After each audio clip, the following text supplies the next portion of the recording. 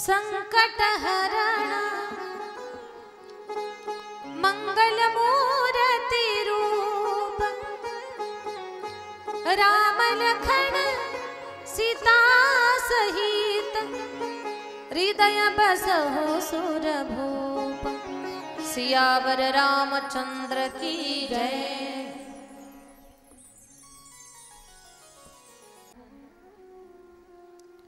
शतकोटी प्रविस्तरम एकैकमक्षरं पुंसां महापातकनाशनम। एक पदने एक वचने एक बाणे मर्यादा पुरुषोत्तम राघवेंद्र सरकाराचं चरित्र जीवाचं दुःख कमी करणार आहे। रामकथा जीवनाची व्यथा कमी करणारी कथा आहे। संसारामध्ये तापलेल्या जीवाला शांत करणारी कथा। पवित्र अविट सुरस गोड श्री रामायण।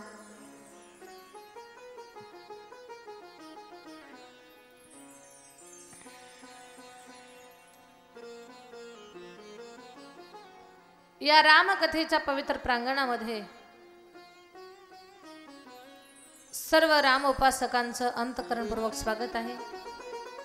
लोहगाव नगरीमध्ये भव्य स्वरूपातील संपन्न होत असलेला हा महायज्ञ आहे। या महायज्ञामध्ये आपल्या सर्वांचं अंतःकरणपूर्वक स्वागत आहे।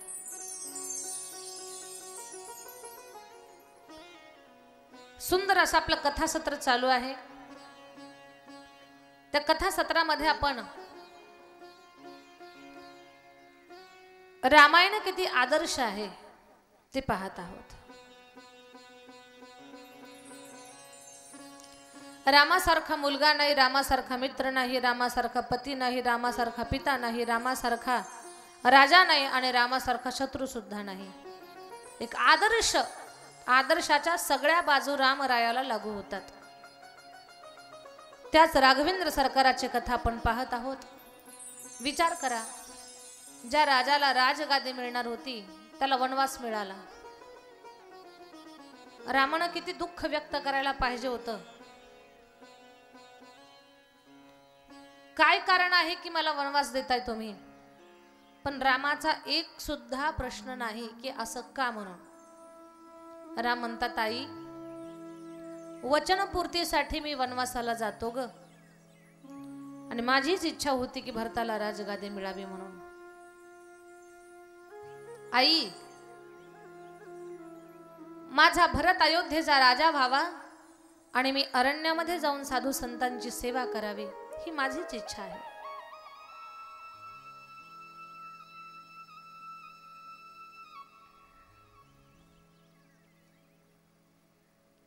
राम भगवान वनवासाला निघतायत, पण ही बातमी जेव्हा लक्ष्मणजीला कळते, लक्ष्मणजी आग ओकायला लागतात। कोण म्हणतंय राम वनवासाला जाणार? कदापि हे घडणार नाही, हे कदापि शक्य नाही। दादा, अयोध्येच्या राजगादीवर जर तुमच्या ऐवजी दुसरं कोणी बसलं तर रक्ताचे पाट वाहतील, आणि कुणाला विचारून तुमच्यासाठी वनवास याचा न्याय दिलाय? हे जमणार नाही दादा। लक्ष्मणजी प्रचंड त्या ठिकाणी रागामध्ये आहेत। माझ्या ताईंनो, माझ्या दादांनो, लक्ष्मणजीचा राग जेवढा मनात भरला होता तो शब्दाद्वारे बाहेर पडला। पण लक्ष्मण रागात आहे, लक्ष्मण बोलतायत तोपर्यंत राम एक अक्षर सुद्धा बोलले नाही। रामानं काय केलंय? लक्ष्मणाला जेवढं बोलायचं तेवढं बोलू दिलंय। आणि हे सूत्र तुम्ही तुमच्या जगण्यामध्ये वापरा।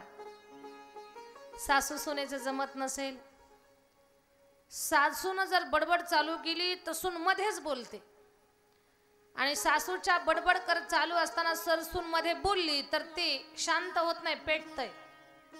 म्हणजे आगीत रॉकेल टाकावा असं होतं। जर समोरच्या व्यक्तीला तुम्हाला शांत करायचं असेल, त्या समोर बडबड करणाऱ्या व्यक्तीचं जर तोंड बंद करायचं असेल तर अगोदर त्याचं पूर्ण बोलणं ऐकून घ्या आणि नंतर मत मांडा. पण आपल्या सगळ्यांना कॉमन सवय काय आहे, कोणी बोलायला लागलं की मध्येच बोलायचं. त्यानं काय होतंय, प्रकरण थांबत नाही, पेटतंय, वाढत राहतं.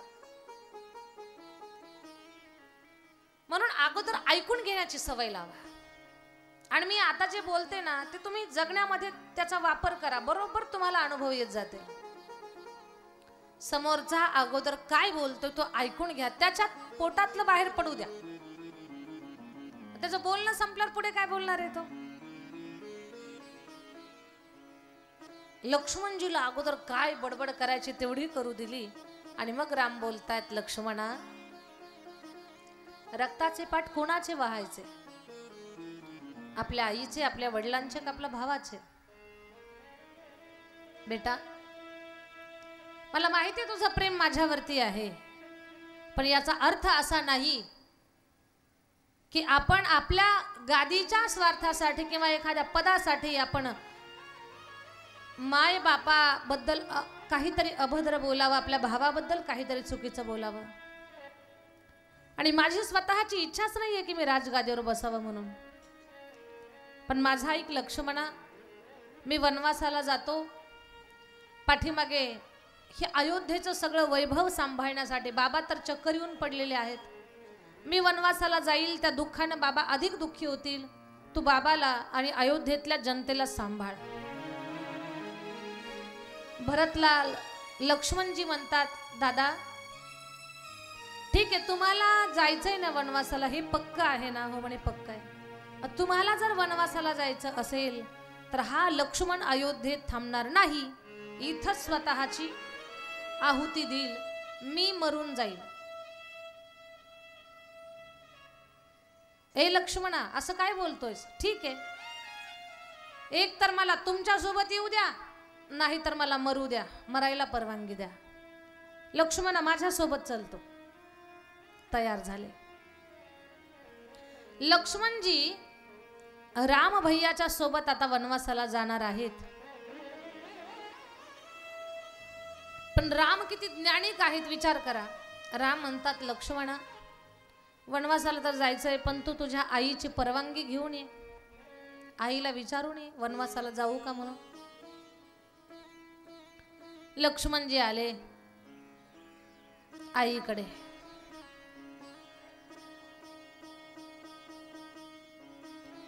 आईच्या चरणावर माथा टेकवला आणि लक्ष्मणजी म्हणतात, आई दादाला राज आज्ञेनुसार 14 वर्षाचा वनवास मिळालाय, मी दादा सोबत वनवासाला जाऊ का.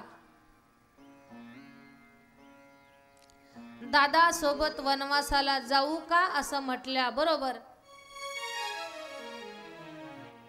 माई सुमित्रा रडू लागली. सुमित्रा माई रडते. लक्ष्मणजी म्हणतात, आई तुझी इच्छा नाही का मी वनवासाला जावं, का बरं रडते तुम्हाला सांग बरं.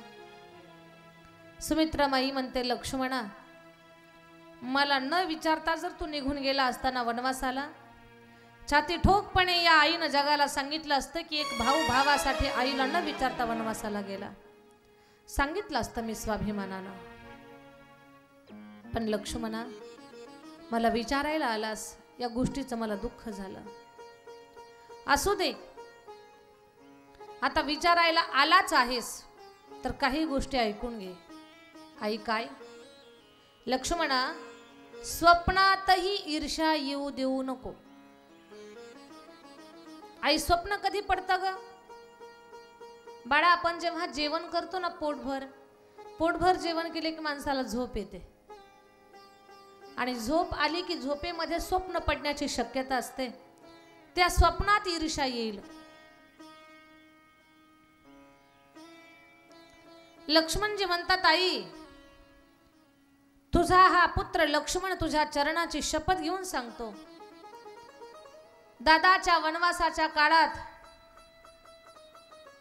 मी 14 वर्ष झोपणारच नाही. किती वर्ष? 14 वर्ष मी झोपणारच नाही. आई 14 वर्ष जर मी झोपलोच नाही, आई मी 14 वर्ष अन्नच खाणार नाही. आणि हे सूत्र आहे पहा, पोटात जर अन्न नसेल तर माणसाला झोप येत नाही. आई मी 14 वर्ष अन्न खाणार नाही, 14 वर्ष झोपणार नाही, झोपलोच नाही तर स्वप्न पडणार नाही, आणि स्वप्नच पडलं नाही तर ईर्ष्या यायचं काही कारणच नाही. आई सांगतोय मी, तू दिलेला शब्द मी प्रामाणिकपणे सांभाळन. माझ्या ताई दादांनो, माझं बोलणं ऐका. 14 वर्ष अन्न आणि झोपेचा त्याग करणं बोलणं एवढं सोपं नाही. आपण 7 दिवस रात्री कीर्तन ऐकली आणि दिवसा भागवत ऐकलं तर कथेमध्ये आपल्याला लगेच डोळे झाकतात, आपल्याला झोप येते. पण लक्ष्मणजी 14 वर्ष झोपेचा त्याग करतात, ही गोष्ट काही साधी नाहीये. झोपेवर ताबा मिळवणं ही साधी गोष्ट नाही. आणि 14 वर्ष अन्न न खाणं, बिना अन्नाचा माणूस जिवंत राहील का? नाही. आणि झोपच भेटली नाही तरी तो माणूस जिवंत राहील का? पागल होईल माणूस झोप नसेल तर.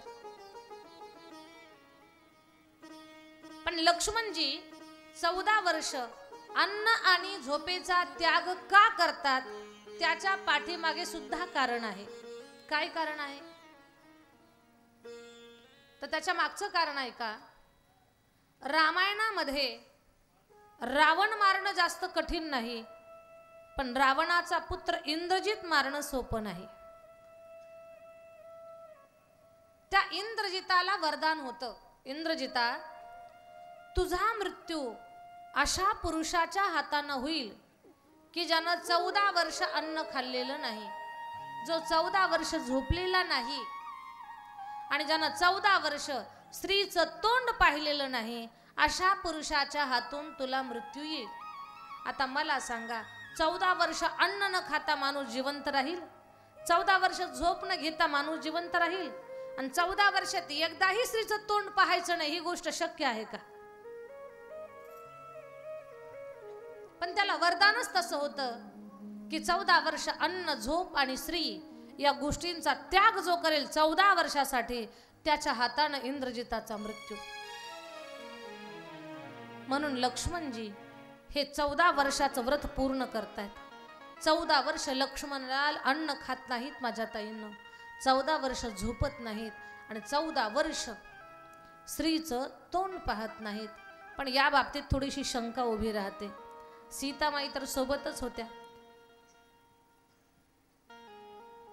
चुकून तरी सीतेचं तोंड पाहिलं असेल, पण लक्ष्मण महाराजांनी चुकूनही सीतामाईचं तोंड पाहिलेलं नव्हतं. ज्या वेळेला रामाची आणि सुग्रीवाची मैत्री झाली,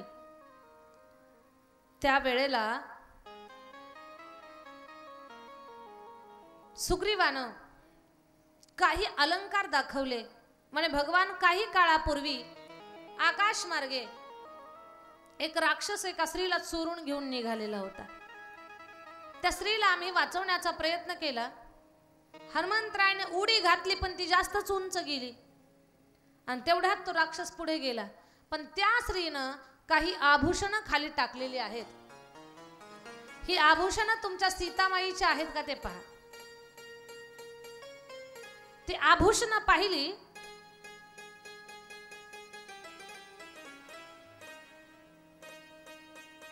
राम भगवंताच्या लक्षात आलं, हे सगळे अलंकार माझ्या जानकीचे आहेत. आणि रडत रडत राम म्हणतात, लक्ष्मणा पहा, ही जानकीचे अलंकार आहेत, ओळख बरं. त्यावेळेला लक्ष्मणजी म्हणतात, दादा मला माफ करा, मैंने जब भी देखा भाभी के चरणों को ही देखा. दादा मी याच्यातला एकही अलंकार ओळखू शकत नाही. मी सीतामाईच्या कानातली कर्णफुलं, हातातली कंकण ओळखू शकत नाही. मी जेव्हा कधी पाहिलंय तेव्हा आईच्या चरणाकडेच पाहिलंय. पायातली पैंजण मी ओळखेल पण आईचं तोंड नाही पाहिलेलं. काय तयारी? 14 वर्ष स्त्रीचं तोंड न पाहणं हे बोलणं एवढं सोपं वाटतं दादा? आता माणसं रस्त्यानं चालताना सुद्धा नीट चालत नाहीत. इकडं पहा, तिकडं पहा, इकडं पहा, तिकडं पहा. एक पोर असंच होतं, सारखं इकडं तिकडं पाहत चालायचं. म्हटलं अरे पडशील थोबाडावर, कोणाचा मार खाशील, जरा सरळ पाहून चालत जा.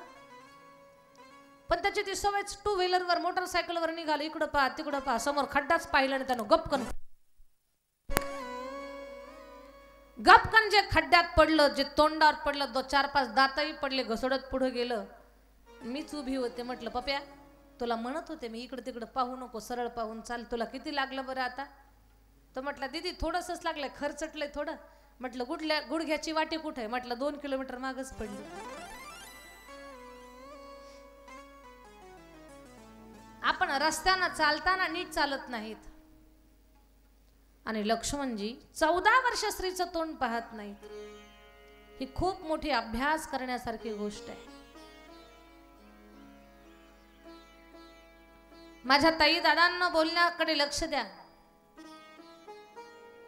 लक्ष्मणजी भावासाठी 14 वर्ष अन्न आणि झोपेचा त्याग करतायत. त्रेतायुगातला भाऊ आणि कलियुगातला भाऊ जेवणाऱ्या भावाच्या ताटात विष कालवतोय आणि झोपलेल्या भावाच्या डोक्यात धोंडा घालतोय. हा कलियुगातला भाऊ आहे.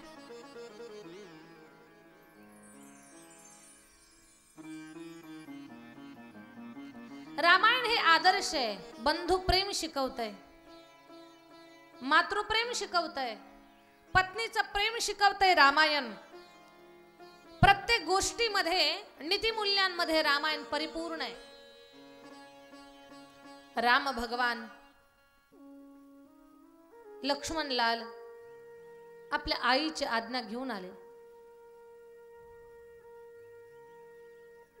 राम पुढे निघाले. पुढे जात असताना सीतेला किमान आपण सांगावं, सीतामाईचा शृंगार चाललेला होता. सीतामाई शृंगार करत होती. तिला माहितीच नव्हतं की आपल्याला वनवास मिळालाय म्हणून आपल्या पतीला. राम आले आणि सीतेनं शृंगाराचं साधन बाजूला ठेवलं, हात जोडून उभी राहिली. स्वामी मला उशीर झाला असं वाटतंय का तुम्हाला? जानकी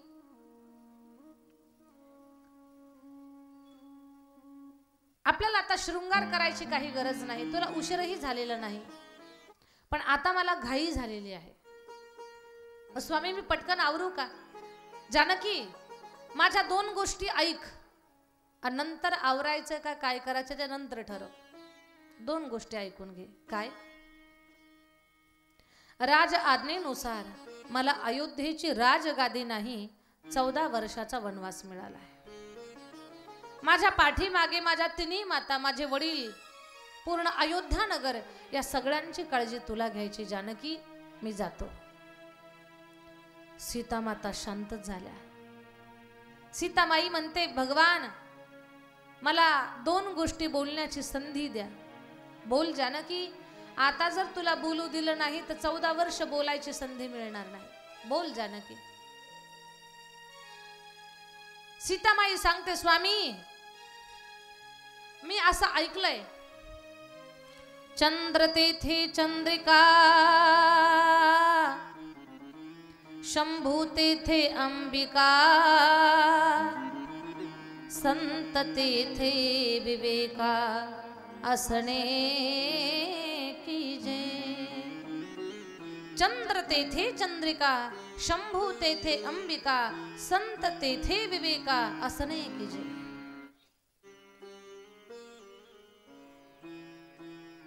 म्हणून जिथे राम असणार तिथे सीता राहणार. सीता तुम्हाला सोडून अयोध्येत राहू शकत नाही.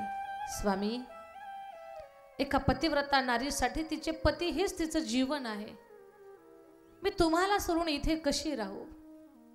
मला माफ करा. मी तुमच्या शब्दाचं ताडन करते, पण मला इथे राहायचं नाही. मी जर इथे राहिले तर माझे आई वडील म्हणतील जानकी तुला हेच शिकवलं का? अगं पतीच्या सुखामध्ये सुख आणि पतीच्या दुःखात दुःख हा पतिव्रता नारीचा धर्म आहे. तू तर आमच्या संस्काराची माती केली असं म्हणतील मला माझे आई वडील. म्हणून मला तुमच्या सोबत येऊ द्या. माझ्या ताईंनो, पतिव्रता नारीच्या जीवनामध्ये सगळ्यात मोठा अलंकार म्हणजे तिच्या कपाळावरचं कुंकू आहे. त्याच्यापेक्षा मोठा अलंकारच तिच्या जीवनात दुसरा कोणता नाही. तिचं कुंकू जर सुखी असेल तर त्या स्त्रीला सुख आहे. तिचा पती जर दुःखामध्ये असेल तर त्या पत्नीला सुद्धा कसल्याच प्रकारचं सुख नाही. ती सुद्धा दुःखात राहणं हा तिचा धर्म आहे. कष्ट करून पतीनं जर चटणी भाकरीची व्यवस्था केली तर ती तिनं पुरणपोळी समजून खावी. पण पुरणाची पोळी ज्या घरात होत नाही म्हणून पतीला भांडून घेऊ नये, तिनं भांडू नये. मालक जर शेतामध्ये लाकडं तोडण्याचे काम करत असतील तर स्त्रीनं ती लाकडं जमा करण्याचं काम करावं. मालक जर ऊस तोडण्याचं काम करत असतील तर स्त्रीनं ते जमा करण्याचं काम करावं.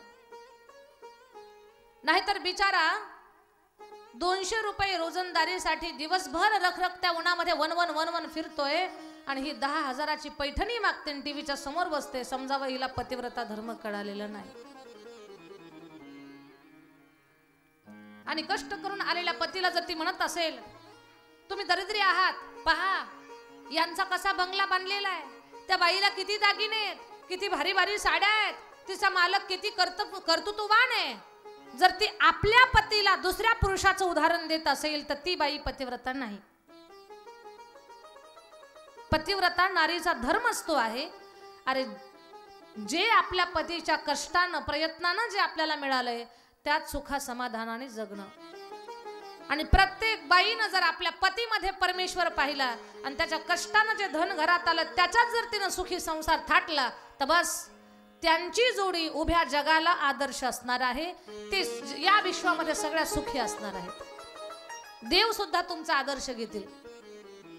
पण पती पत्नी दोघांनी एक विचारानं जगणं आणि पत्नी आपल्या पतीच्या प्रत्येक सुखदुःखाला अनुकूल असणं फार गरजेचं आहे. विचार करा, सीतामाईला काय कमी आहे? माहेरात काही कमी आहे का?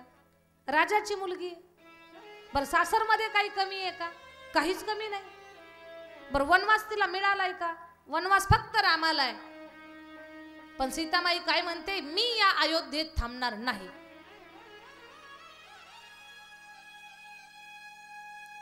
निरोप कसला माझा गीता,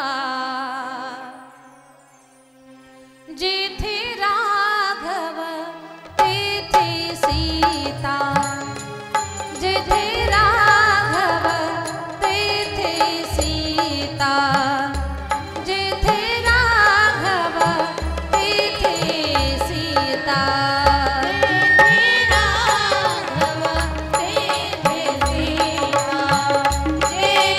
राघव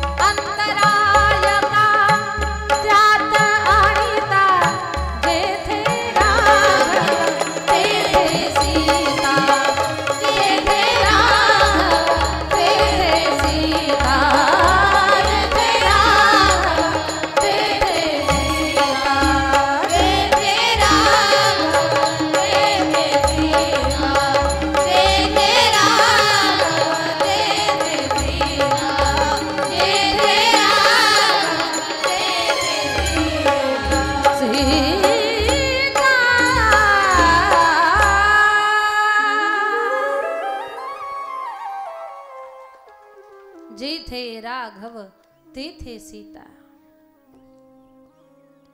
का विरहाच्या उन्हात ना.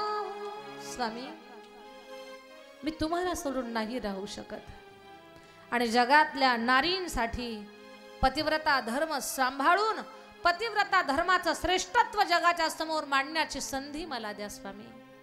जानकी, वनवासाला जाणं म्हणजे पुण्याच्या सारसबागेत फिरणं एवढं सोपं नाही. वनवासाला जाणं म्हणजे तिकडं गादी तक्क्या लोड पंचपक्वान्नाचं जेवण चांगलं छत घर अशी सुविधा आहे का? फार्म हाऊस नाही, काही सुविधा नाहीये. कुठं भेटल काही तपास नाही, खायला मिळल का नाही त्याची काही शाश्वती नाही.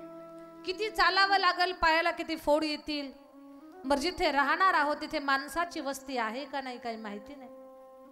हिंस्र पशु श्वापद हल्ला करतील, भयंकर त्रास होईल. जानकी, ऊन वारा पाऊस सहन करणं सोपं नाही. जानकी म्हणते, स्वामी तुम्ही जर सोबत असाल तर ऊन वारा आणि पाऊस यांना तोंड देण्याची माझी ताकद आहे. फक्त तुम्ही सोबत पाहिजे. माझ्या ताईंनो, किती मोठा त्याग आहे जानकी मातेचा, किती मोठा त्याग. आता आपण 21 दिवसासाठी जातो पंढरपूरच्या वारीला. पण पंढरपूरच्या वारीला जातो तर महिन्याची तयारी करून जातो. झेंडूबामची बॉटल, बाम घेतो सोबत, बीपीच्या गोळ्या, शुगरच्या गोळ्या, पित्ताची गोळी, सर्दीची गोळी, खोकल्याची गोळी, गुडघेदुखीची गोळी, तापाची गोळी,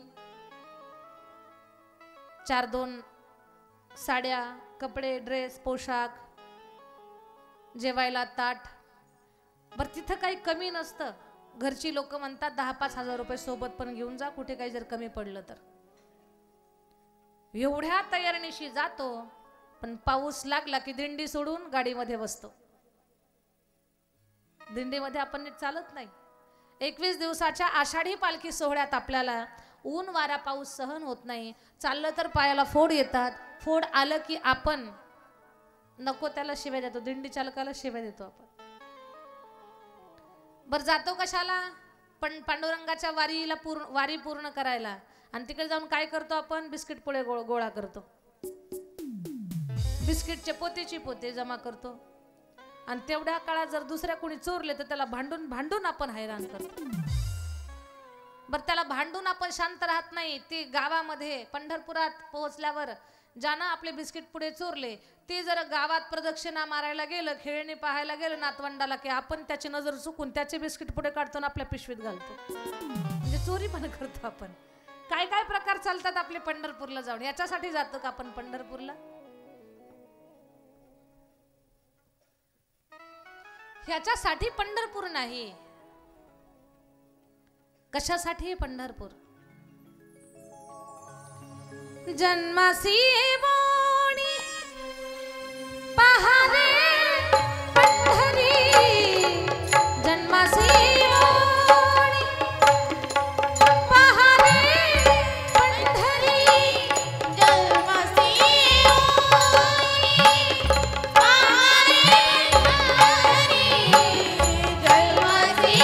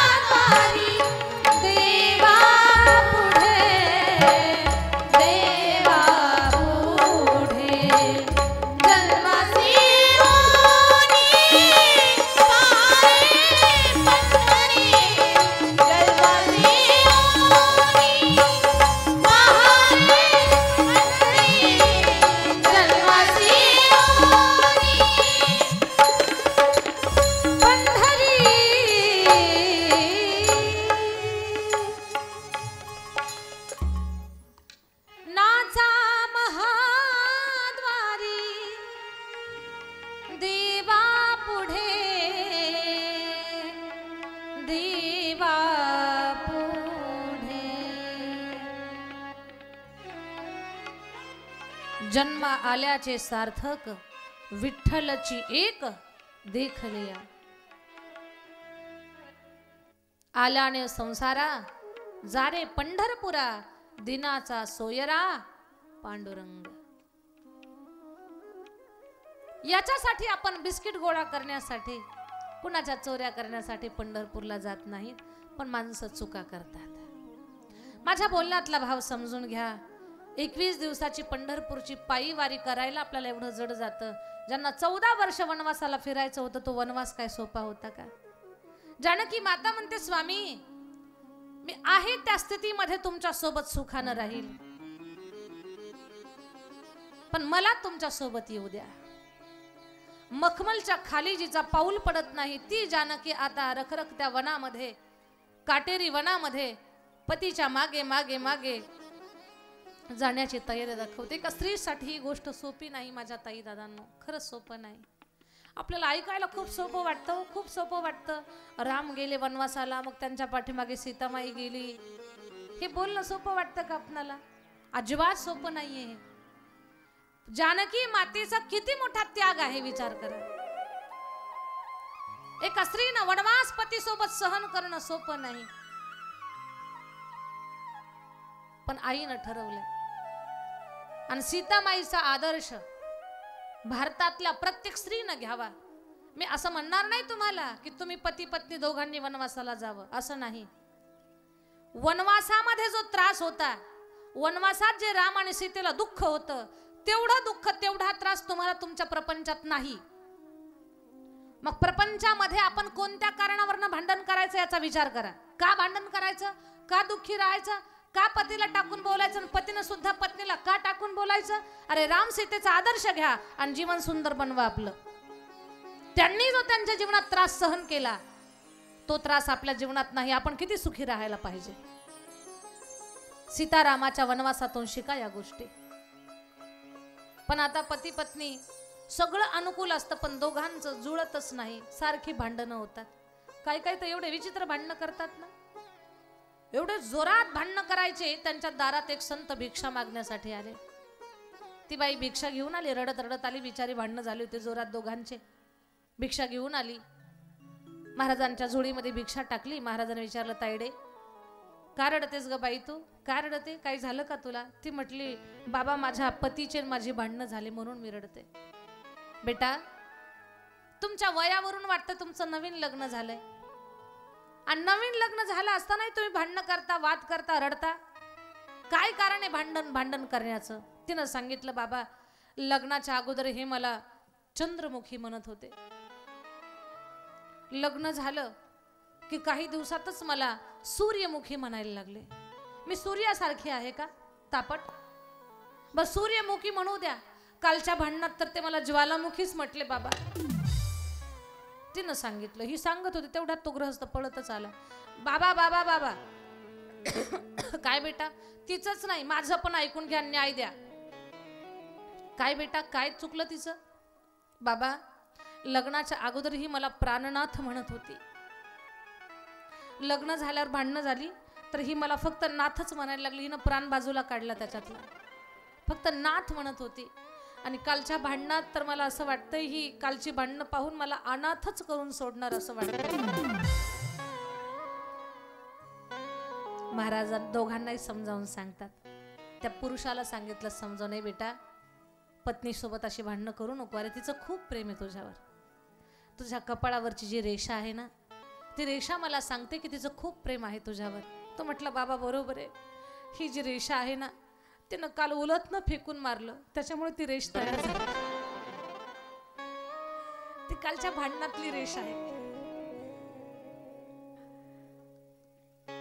खूप भांडणं करतात, कळतच नाही जीवन कशासाठी. बऱ्याच लोकांना समजतच नाही जीवन कशासाठी मिळालं.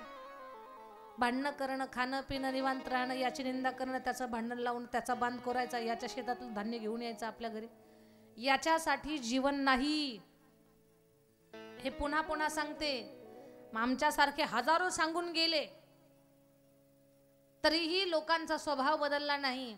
लोक विचार करायला तयार नाहीत. जीवन कशासाठी आहे? चांगली कर्म करण्यासाठी जीवन आहे. चांगली कर्म करण्यासाठी, चांगलं जगण्यासाठी. जीवन पुन्हा पुन्हा नाही, एकदाच आहे. चांगलं जगावं, शुद्ध जीवन जगावं, चांगलं राहावं. एक बाई तर फार आगाऊ होती, मालकाचं काही ऐकतच नव्हती. त्यानं चहा सांगितला की सरबत करायची. तो जर बोलला शेजारच्या गंगूबाईच्या घरी जाऊ नको, तिथंच जाऊन बसला. फार आगाऊ होती, उलट्या डोक्याची होती. लग्नाच्या अगोदर ते 135 किलो होतं, पण लग्न झाल्यावर फक्त 35 किलो राहिलं. एवढी त्याची तब्येत खराब झाली. त्याचे मित्र भेटले, का रे मित्रा, काय तुझी ताकद होती, काय तुझं साहस होतं, सिंहासारखा होता, आता मांजरीच्या पिल्यासारखा झालास तू. काय सांगू, लग्न करून मला पश्चाताप झालाय. बायको एवढी विचित्र आहे, काही जरी सांगितलं तरी उलटच जगते, माझ्या उलटच वागते. मग नेमकं काय करते म्हणे, मी जर तिला म्हटलो चहा कर तर शरबत करून देते म्हणे. असं हा म्हणे, थंडीच्या दिवसात कोणाला शरबत प्यावं असं वाटेल का, पण ती शरबत करते थंडीच्या दिवसात. पुरणपोळी मागितली की पिठलं भाकरी करते समोर मांडते. त्याचा मित्र बोलला, तू तिच्या उलट वाग म्हणजे तुझं सुलट होईल. म्हणजे थंडीच्या दिवसात तू चहा मागायचाच नाही, शरबत मागायचं म्हणजे तुझं सोयीच होईल. हा म्हणे, असं कुठं असतं म्हणे, प्रयोग करून पहा. तो म्हटला, प्रयोग करायला काय हरकत आहे. तो म्हटला, सती. ते म्हटले, काय. खूप थंडी पडली ग, फ्रीज मधलं थंडगार बर्फाचं पाणी घेऊन 1 नंबर शरबत कर. ते म्हटली, अक्कल आहे का तुम्हाला, थंडीच्या दिवसात कुठं शरबत प्यायचं असतं, थांबा चहा करून आणते. हा म्हटलं, गुण आला गड्या, गुण आला. तो म्हटला, सती. ते म्हटले, काय. मला बाहेर थोडंसं, घरामध्ये मला थोडंसं काम आहे, आणि ते माझं काम होईपर्यंत तू शेजारच्या गंगूताईच्या घरी जाऊन बस बरं. ती म्हटली, कामात तुम्हाला मदत करू लागते आणि कामाच्या वेळेला कुठे शेजारच्या घरी जायचं असतं का, तिकडे जात नाही, इथंच बसते. तो म्हटला, आता काम झालं, गुण आला. त्याच्या वडिलाचं श्राद्ध होतं. तो म्हटला, सती. ती म्हटली, काय. माझ्या वडिलाचं श्राद्ध आहे, ते आपल्याला अजिबात करायचं नाही. ती म्हटली, बापानं जन्म दिला, घर दिलं, बंगला दिला, शेत दिलं, त्या बापाचं श्राद्ध करायचं नाही. करायचं. तो म्हटलं, बरं झालं. तो म्हटला, ब्राह्मण वगैरे बोलवायचं नाही. ती म्हटली, बोलवणार. तो बोलला, अन्नदान करायचं नाही. ती म्हटली, अन्नदान करायचं, सगळा स्वयंपाक मीच करणार. गाव जेवण केलं, ब्राह्मणांना दक्षिणा दिली, पूजापाठ झाला, मंत्र उच्चार झाले, पिंडदान झालं. संध्याकाळ झाली. तो म्हटला, सती. ती म्हटली, काय. हे पिंड उकिरड्यावर टाकून देऊ का. ती म्हटली, नदी नाही का. हा म्हटलं, तू नको जाऊ. ती म्हटली, मीच जाणार. पिंड उचललं, निघाली. हा म्हणतो, तू माझ्या मागे चाल, मी तुझ्या पुढे चालतो. ती म्हणते, तुम्ही माझ्या मागे चाला, मी तुमच्या पुढे चालणार. हा म्हणतो, सती. ती म्हटली, काय. अगं थोडी हळूहळू चाल. ती म्हटली, मी पळणार. पळायलाच लागली. तो म्हणतो, नदीच्या जवळ नको जाऊ. ती म्हटली, जाणार. अगं पाण्यात नको जाऊ. जाणार. अगं खोल पाण्यात जाऊ नको. खोल पाण्यात जाणार. अगं बुडशील म्हणे, बुडणार. अगं मरशील म्हणे, मरणार. पाण्यातच वाहून गेली ना ती. 2 दिवसानं तिचा पती पाहायला आला, पाण्यात कुठं फुगून वरती आली का पहावं. पण पाणी असं खाली उताराला वाहत होतं असं, आणि हे वरच्या टोकाला चढायला तिला पाण्यात पाहत होतो, आणि पाणी असं खाली वाहत होतं. पण ती चढायला पाहते, तो गृहस्थ चढायला पाहतोय. गावातली 2-4 शहाणी माणसं होती. ती शहाणी माणसं म्हटली, रामराव काय पाहता. म्हणे, माझी बायको पाण्यात वाहून गेली, ती कुठं पाण्यात फुगून वरती आली का ती पाहतोय. म्हणे, किती वेडे आहात. म्हणे, काय झालं. पाणी कुणीकडे वाहतं. म्हणे, असं खाली वाहतं. मग जिकडे वाहतं तिकडे जाऊन पहा ना, तिकडे असेल ती. ते रामराव म्हटले, माझी बायको जिकडं पाणी वाहतं तिकडे जाऊ शकत नाही. म्हणे, कसं काय. नाही म्हणे, ती जाणारच नाही. मग कशामुळं. म्हणे, ती उलट्या डोक्याची होती, नक्कीच उलटी वाहत आली असेल वरती, म्हणून तिला वरती पाहतोय. दृष्टांत सगळ्यांच्या परिचयाचा आहे. अशी जर कर्कशा स्त्री असेल, उलट्या डोक्याची स्त्री असेल, तर त्या पुरुषाचा प्रपंच कधीच सुखाचा होऊ शकत नाही. कधी कधी स्त्रिया आगाऊ स्वभावाच्या असतात, तर कधी कधी पुरुष हेकड स्वभावाचे असतात. पण दोघांनी एकमेकाला समजून घ्यावं. एक तर बहादर घरातून उठला आणि बाहेर गेला, आणि बाहेरून घरी आला की बायकोला म्हणायचं, तुला काही कळतच नाही.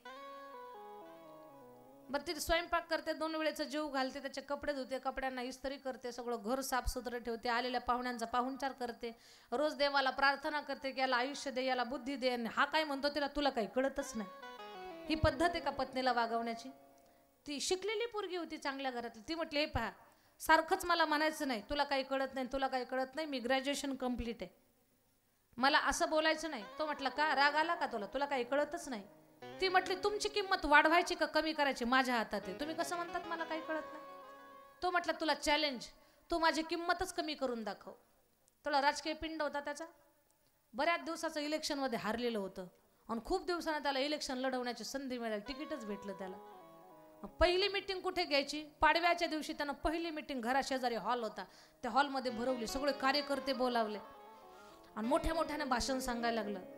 ऐका, आता हे इलेक्शन आपल्याला ताकदीनं लढायचं आहे आणि विजय आपल्याच पार्टीचा झाला पाहिजे. मोठ्या मोठ्यानं भाषण ठोकत होतं. त्या बाईच्या कानावर आवाज गेला, ती पुरण वाटत होती घरामध्ये. गुढीपाडव्याचा सण, सणासुदीला पुरणाची पोळी करतात महाराष्ट्रातले लोक. मग तिनं तिच्या छोट्या पोराला बोलवलं, म्हणे, बाळू जा पप्पांच्या हातातला माईक घे आणि माईक मध्ये सांग, पप्पा मम्मीने तुम्हाला पुरण वाटायला बोलावलंय म्हणून. तर बाळूलाही समजा, पप्पाला याच्या अगोदर कधी पुरण वाटताना पाहिलं नाही, पण आज मम्मी वेगळंच सांगते. पण पोराला मजा वाटली, उड्या मारतच गेलो. आपल्या लीडरचं पोरगा आलं म्हणून सगळ्यांनी रस्ता दिला. बापालाही कौतुक वाटलं, आताच पोरगा आपलं माईक हातामध्ये घ्यायला लागलं, पुढे चालून किती मोठा आधार होईल. त्यांनाही कौतुकानं पोराच्या हातात माईक दिला आणि पोरानं एकदा पब्लिककडे पाहिलं, एकदा बापाकडे पाहिलं. म्हणे, पप्पा. बाप म्हणतो, काय? मम्मीने तुम्हाला पुरण वाटायला बोलावलं, चला. बाप रे बाप, एवढा अपमान झाला त्याचा. सगळी पब्लिक हसायला लागली, लोक म्हणायला लागली, याची बायको याच्याकडून घरात पुरण वाटून घेते, हे काय लढायला निघाले आणि हे काय लोकांना शिकवणारे, काय न्याय देणारे, काय हा निवडून येणारे. तन तन तन तन करत आला. बायकोला म्हटलं, तुला काही कळतच नाही. ती म्हटली, हा, याच्यामुळे सगळं रामायण घडले. तुम्ही असं म्हणतात ना मला तुला काही कळत नाही, तुम्हाला मी बोलले होते ना तुमची किंमत वाढवायची का कमी करायची माझ्या हातामध्ये आहे, म्हणूनच मी असं केलं. तो म्हटला, मी तुला हात जोडतो, आजपासून तुला म्हणणारच नाही मी तुला काही कळत नाही, तुला खूप कळतंय असं म्हणेल मी, पण माझी किंमत वाढवून दाखव. आता जर तिकीट मला भेटलं नाही आणि मी जर इलेक्शनमध्ये हरलो तर परत मी कधीच इलेक्शनचं तोंड पाहायचं नाही, माझ्यावर एवढी कृपा कर. ती म्हटली, काळजी करू नका, चला मी पण येते. आली ती, सगळे आले, तो पुरुष आला, मुलगा आला, त्याची बायको आली, सगळी पब्लिक बाई आल्यामुळे सगळे शांत थांबले. तिनं हातात माईक घेतला. ती म्हटली, सर्व कार्यकर्ते मंडळी, आत्ता माझा मुलगा आला आणि माईकमध्ये म्हणाला, पप्पा मम्मीने तुम्हाला पुरण वाटायला बोलावलं आणि तुम्ही सगळेजण हसलात, पण हसण्याचं काही कारण नाहीये. तुम्हाला सगळ्यांना असं वाटलं असेल की मी माझ्या पतीला पाट्या वरवट्यावरती पुरण वाटण्यासाठी बोलावलंय, पण तसं अजिबात काही नाही. त्याचं कारण असं आहे, मी पुरण वाटायला बोलावलंय याचा अर्थ असा होता किंवा मला असं सांगायचं होतं की आज गुढीपाडव्याचा सण आहे आणि गुढीपाडव्याचा सण मी भरपूर पुरण शिजवलंय, पण मला जेवढं पाहिजे ना त्याच्यापेक्षा जास्त पुरण शिजलंय, शिल्लक भरपूर आहे, ते तुम्हा सगळ्यांना प्रसाद म्हणून वाटण्याकरता बोलावलं होतं. कशासाठी बोलावलं होतं? प्रसाद म्हणून. तुमच्या सगळ्यांचं तोंड गोडधोड झालं पाहिजे, सगळ्याच्या तोंडाला पुरणाची पोळी लागली पाहिजे, म्हणून मी त्याच्यासाठी बोलावलं, दुसरं काही कारण नाही. म्हणे, बाप रे बाप, बाई एवढी हुशार आहे, एवढी बुद्धिमान आहे, एवढी उदार आहे, हिचा मालक किती महान असेल, यालाच निवडून आणा. तात्पर्य काय? पती पत्नी दोघांनीही एकमेकाला समजून घ्यावं. जर आपण एकमेकाला समजून घेण्यात कुठे चुकलो तर त्या ठिकाणी आपल्या चुकीच्या जगण्या वागण्याची फळं आपल्यालाच मिळत असतात. राजा राम राम राम सीता राम राम राम, राजा राम राम राम सीता राम राम राम, राजा राम राम राम सीता राम राम राम, राजा राम राम राम सीता राम राम, राजा राम राम राम सीता राम राम राम, राजा राम राम राम सीता राम राम राम, राजा राम राम राम सीता राम राम राम, राजा राम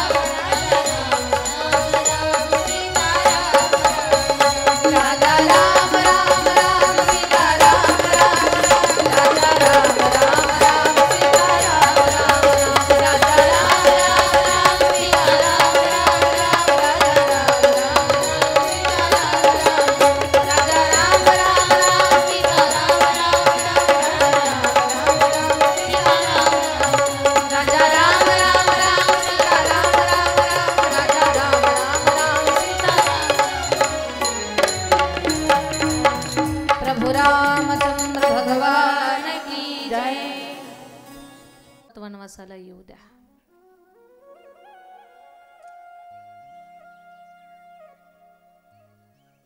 कौशल्य माईची अवस्था फार बिकट आहे. आई, मला 14 वर्ष पुरेल असा आशीर्वाद दे ग.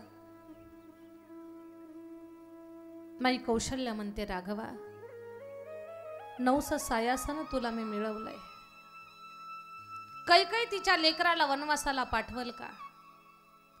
माझ्या लेकराचा गुन्हा काय आहे की त्याला वनवासाला पाठवावं? रामा, मला सोडून तो वनवासाला नको ना जाऊ. नको जाऊ राघवा. जगातली कुठली माय आपल्या लेकराला वनवासाला पाठवेल माझ्या ताईंनो? कोणीच नाही.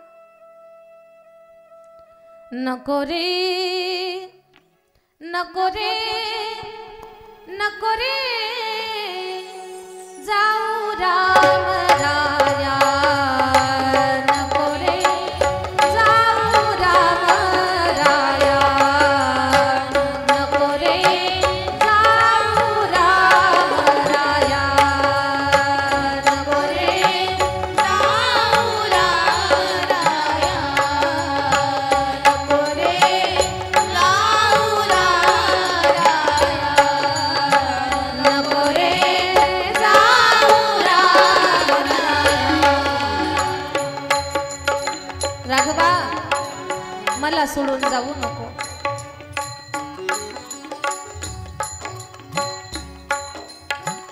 तुझा करे दे मरणच माझसी. हो राजावा, हो वनवासी. तुझा करे दे मरणच माझसी. हो राजावा, देहा वाचून फिरेन मग मी मागोवा घाया. नको रे जाऊ राया. नको रे जाऊ राया.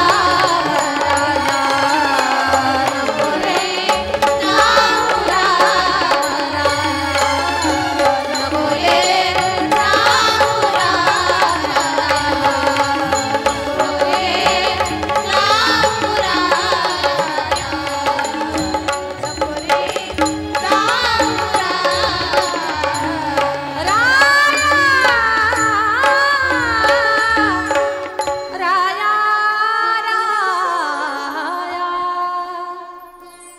राम राया. राम राम. नको रे जाऊ राम राया. राघवा, मला सोडून जाऊ नको. आई, तू मला म्हणतेस की मला सोडून जाऊ नको? आपली परंपरा अशी आहे का? अगं, ज्या परंपरेत माझा जन्म झाला ती परंपरा शिकवते, रघुकुल रीती सदा चली आई.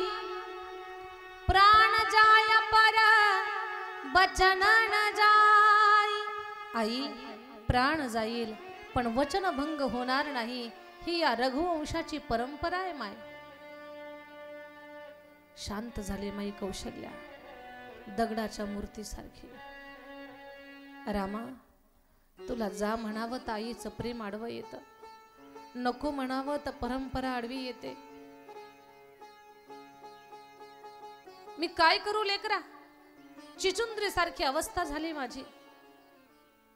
चिचुंद्री जेव्हा, साप जेव्हा चिचुंद्रीला गिळतो ना, त्याच्या लक्षात येतं ही चिचुंद्री टाकून द्यावी तर साप आंधळा होतो आणि गिळावी तर पोट फुगून मरतो.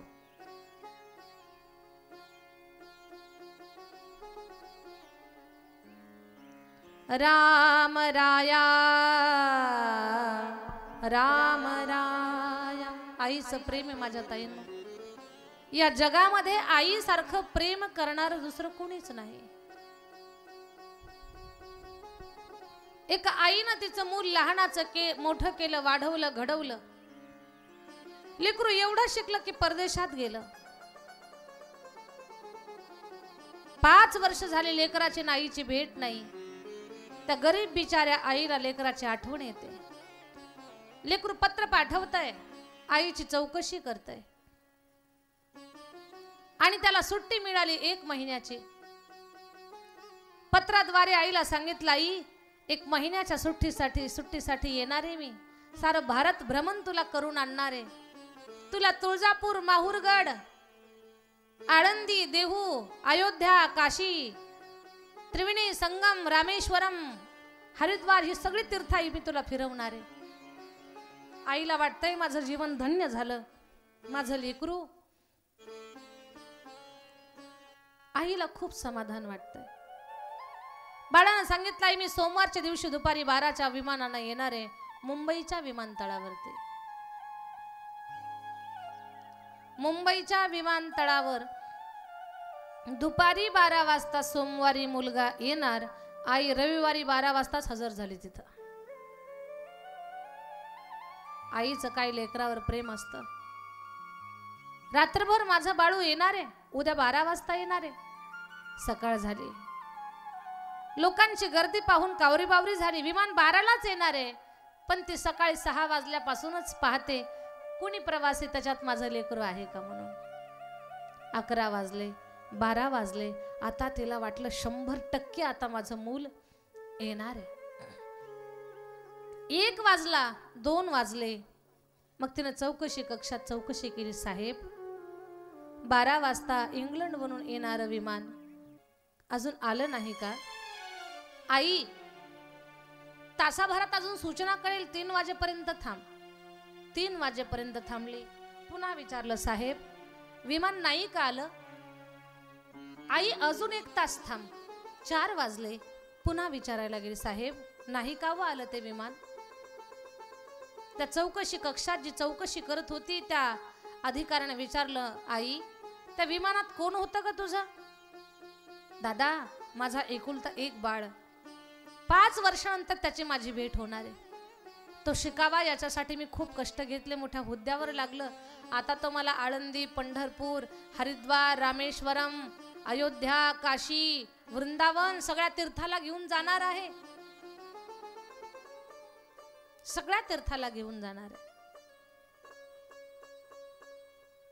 त्या चौकशी कक्षात माहिती देणाऱ्या व्यक्तीचे डोळे सुद्धा पाणावले या म्हाताऱ्या आईच्या चेहऱ्यावरचा भाव पाहून. आणि तो अधिकारी म्हणतो, आई माफ कर मला, इंग्लंडवरून येणारं 12चं विमान आता कधीच येणार नाही.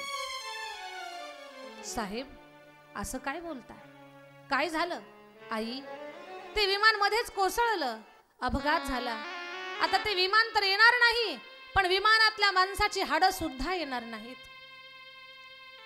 माय हंबरडा फोडून रडायला लागली. साहेब तुम्ही खोटं बोलताय, माझ्या लेकरानं मला सांगितलंय ते येणार आहे, 12 वाजता विमान येणार आहे, मला माझं बाळ भेटणार आहे, मला काशीला घेऊन जाणार आहे, मला अयोध्या दाखवणार आहे, मी वृंदावन पाहणार आहे, माझं लेकरू माझ्यासाठी 5 वर्षानंतर महिन्याची सुट्टी काढून येणार आहे, माझं बाळ येणार आहे. रडायला लागली बिचारी, गडबडा लोळायला लागली. खोटं बोलताय, खोटं बोलताय असं म्हणायला लागली. माझ्या ताईनो, ती माय, तिची अवस्था अशी झाली, आता केस विंचकले, तिच्या चेहऱ्यावर आता अधिक सुरकुत्या पडल्या, पाठीचा कणा वाकलाय, काळे केस तिचे पांढरे झाले, फाटका वस्त्र तिच्या अंगावर. आता तिनं विमानतळावरच्या सगळ्या कचरा कुंड्यातला कचरा आपल्या अंगाला लावून घेते, चिंध्या अंगाला गुंडाळते आणि दिसल त्याला सांगते, माझा बाळ येणारे 12 वाजता, जरा थांबा. अजूनही ती माय मुंबईच्या विमानतळावरती आपल्या लेकराची वाट पाहते. हे आईचं प्रेम आहे. म्हणून सारं जग म्हणतंय, सबसे बड़ी है माँ पगले, सबसे बड़ी है माँ, सबसे बड़ी है माँ पगले, सबसे बड़ी है माँ, सबसे बड़ी है माँ पगले, सबसे बड़ी है माँ.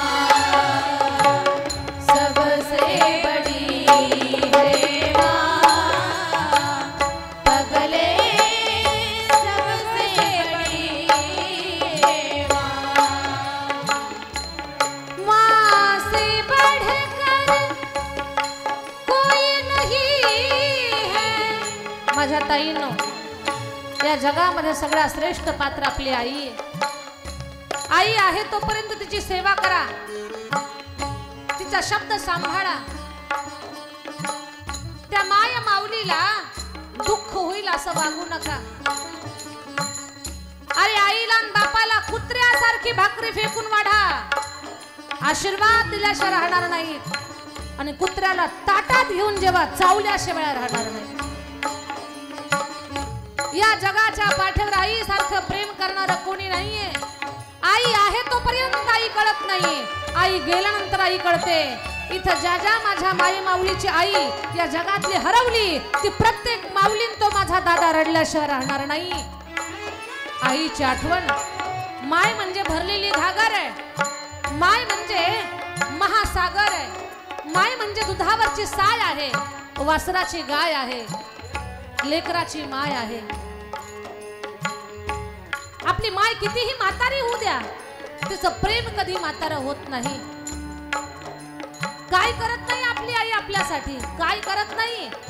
गाठी गाठीचं पातळ अंगावर नेसून रखरखत्या उन्हात राबणारी, चुलीच्या तोंडाला संघर्ष करणारी, ऊन वारा पाऊस असू दे सगळ्यांच्या पोटाची व्यवस्था करणारी माय. आणि ती माय आहे तोपर्यंत बऱ्याच लोकांना कळत नाही. माय म्हातारी झाली ना तर पत्नीच्या हट्टासाठी माय बापाला गोठ्यात टाकतात, शिळा भाकरी त्यांना वाढतात.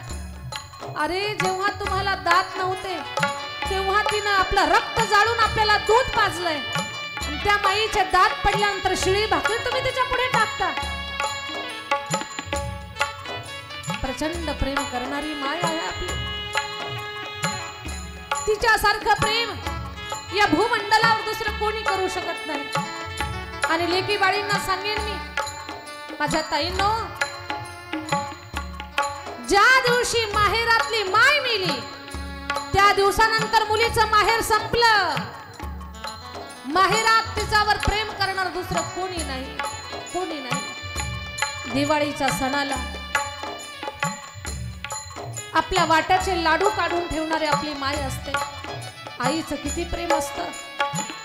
लेकरू जर हिंगोलीला, पुण्याला, मुंबईला शिकायला गेलं तर आईला सणाची पुरणपोळी कधीच गोड लागत नाही. प्रत्येक घासाला ते आपल्या लेकराची आठवण काढत असते. माझं बाळ जर असतं ना तर 2 घास पुरणाच्या पोळीचे माझ्या लेकराला खाऊ घातले असते मी. त्या आईची किंमत सगळ्यांनाच कळते असं नाही. बरेच एवढे दुर्भागी आहेत की म्हाताऱ्या माईला पायाखाली तुडवतात, बायको समोर तिचा अपमान करतात. त्या म्हाताऱ्या माईला तिचे हाल करणारे बरेच दुर्भागी आहेत.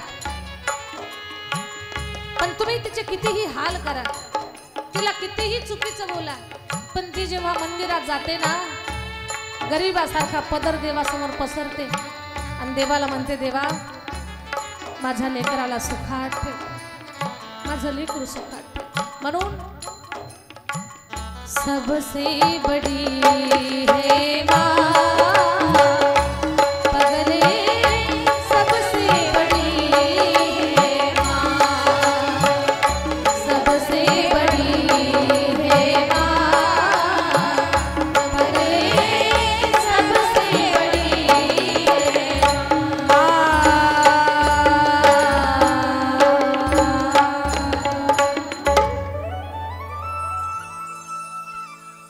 स्वतःचा विचार न करता लेकरासाठी जी चंदनाप्रमाणे आपला जे देह जिजवते तिला आई म्हणतात. तिच्यासारखं प्रेम या त्रैलोक्यात दुसरं कोणी करू शकत नाही. स्वामी तिन्ही जगाचा आई विना भिकारी. माझ्या ताईंनो, कौशल्यामाई रामासाठी खूप रडत होती. एवढी रडत होती, राम वनवासाला गेल्यापासून माई कौशल्येनं केसांना कंगवा लावला नाही. आई आहे बरं काही. लेकरू गेलं ना वनवासाला, तिनं केसांना कंगवाच लावला नाही. कौशल्यामाईनं आरशामध्ये तोंड पाहिलं नाही. किती दिवस? 14 वर्ष. 14 वर्ष आरशात तोंड पाहिलं नाही. 14 वर्ष तिनं केसांना कंगवा लावला नाही. तिच्या जिभेला चवच कळाली नाही. एकच म्हणत होते, कसा मला टाकून गेला रामा विना माझा चैन पडेना सुचत नाही का सुचत नाही का कसा मला टाकून गेला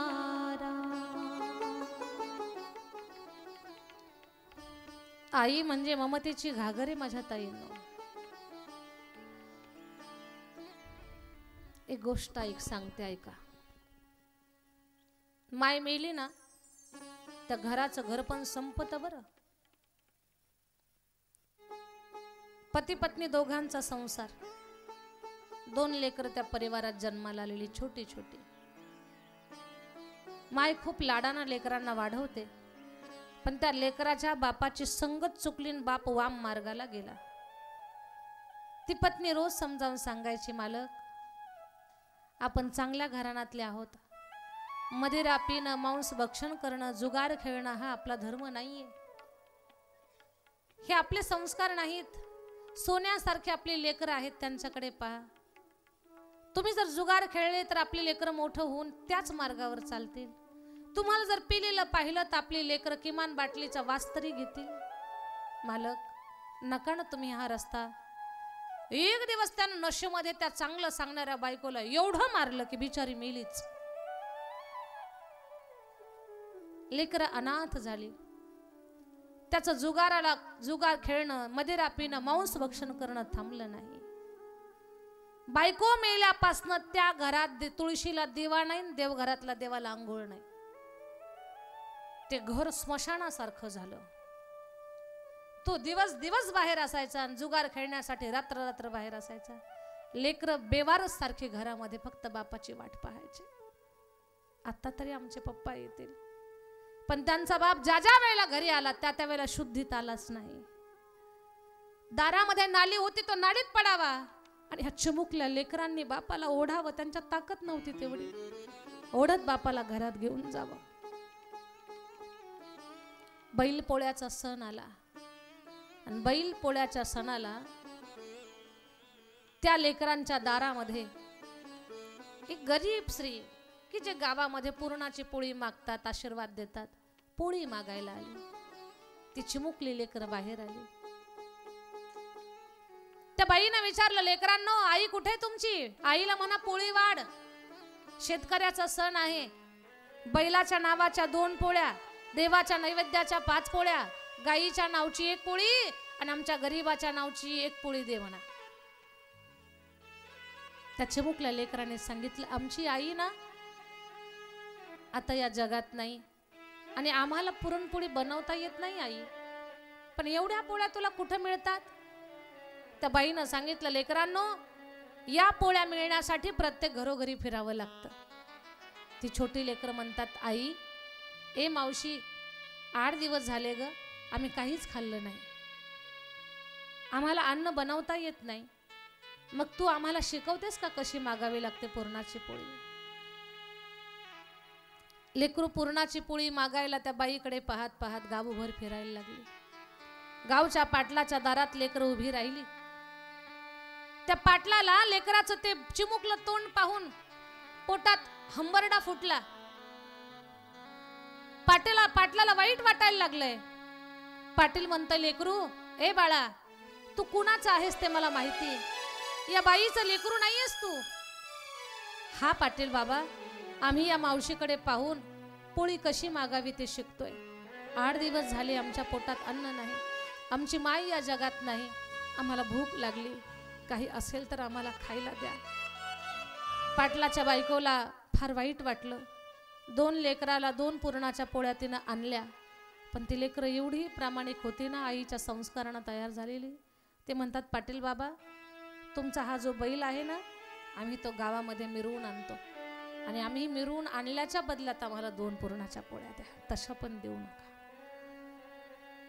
माझ्या ताईंनो, आई गेल्यानंतर त्या घराचं घर पण संपत आणि त्याचं स्मशान होतं.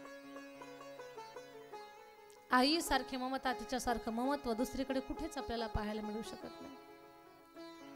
लेकरू वनवासाला गेल्यापासून ज्या आईनं आरशात तोंड पाहिलं नाही ती माय किती महान असेल विचार करा. एकच म्हणत होती, कसा मला टाकून गेला राम. भगवान वनवासाला गेले. अयोध्येतली लोक रामाच्या मागे मागे मागे पडतात. राघवा, आम्हाला सोडून जाऊ नका. तुम्हाला जर अयोध्येत राहायचं नसेल तर अयोध्येतला समाज अयोध्येत राहणार नाही, आम्ही सुद्धा तुमच्या सोबतच येणार. म्हाताऱ्या माणसांनी काठ्या टाकून दिल्या आणि पळत सुटले. तमसा नदीच्या पात्रात राम थांबले. राम विचार करतायत, आपण जर असंच पळत राहिलो तर ही माणसं मरतील.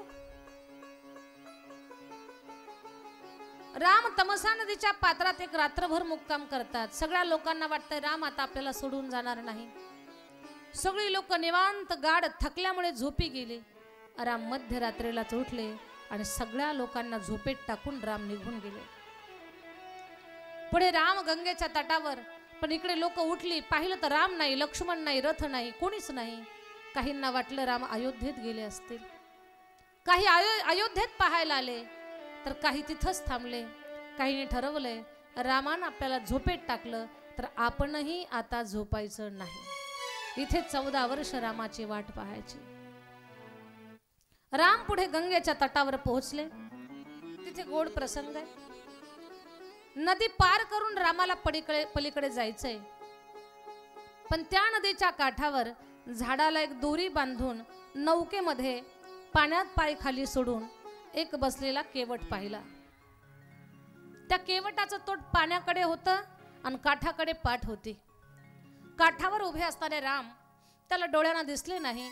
रामच त्याला आवाज देतात, ए केवट, माझ्याकडे एकदा पहा. तो म्हणतो, कोण आहात तुम्ही? अरे म्हणे, एकदा पहा माझ्याकडे. तो केवट म्हणतो, तुमच्याकडे पाहायला तुम्हाला का सोनं लागलं का काय? अरे सोनं लागलं का काय लागलं ते नंतर बोलू, पण एकदा आमच्याकडे पहा, आमचं काम आहे तुझ्याकडे. कोण आहात तुम्ही? उद्धट सारखंच विचारता येते. रामानं सांगितलं, मी दशरथ पुत्र राम आहे, अयोध्येचा राजा दशरथ त्याचा पुत्र राम. राम म्हटलं की त्या केवटानं पाण्यातच उडी मारली आणि बुड्या घ्यायला लागलं. बुडी घ्यायचं आणि वर यायचं. तुम्हीच राम आहात? म्हणे, होच मीच राम आहे. पुन्हा पाण्यात बुडी घ्यायचं, वर यायचं. आप ही राम हो? हा सच में मैं ही राम हो. विश्वास बसना त्याला. लक्ष्मणजी म्हटले, वेडा झालास का काय? झालंय काय तुला नेमकं असं? म्हणे, मी या रामाची ख्याती ऐकलेली.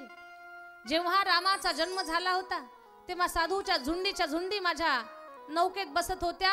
मी त्यांना पलीकडे काठावर सोडत होतो. त्या झुंडी अयोध्येकडे जात होत्या आणि ते संत म्हणायचे, राम परब्रह्म आहे, कौशल्याच्या पोटी जन्माला आलंय, त्याच्या दर्शनासाठी आम्ही चाललोय.